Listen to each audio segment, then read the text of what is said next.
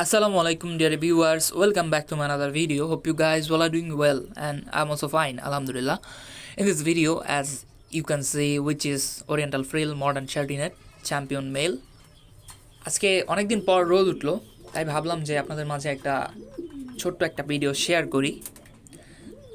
যদিও অনেকদিন যাবত কোনো ভিডিও আপলোড করতেছি না আমার পেজে, একটু ব্যস্ততার কারণে।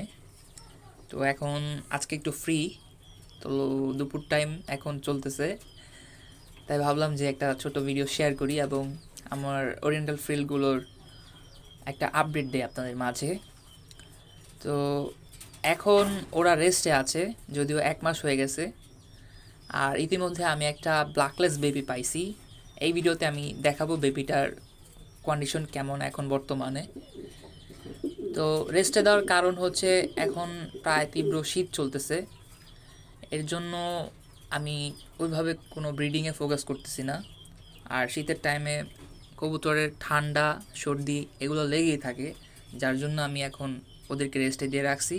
শীতটা একটু কমলে এই মাসের শেষের দিকে আবার আমি ওরিয়েন্টাল ফ্রিলগুলো পেয়ার করব। তাই আপনাদের কাছে একটাই বার্তা থাকবে, আপনারা ওদের জন্য দোয়া করবেন যেন ইন ফিউচারে ওদের থেকে আমি ভালো বেবি প্রডিউস করতে পারি এবং আপনাদের মাঝে উপস্থাপন করতে পারি। এই হচ্ছে ওরিয়েন্টাল ফ্রিল মডার্ন শার্টিনেটের বেবিটা, যেটার কথা আমি অ্যাট ফার্স্ট বলেছিলাম।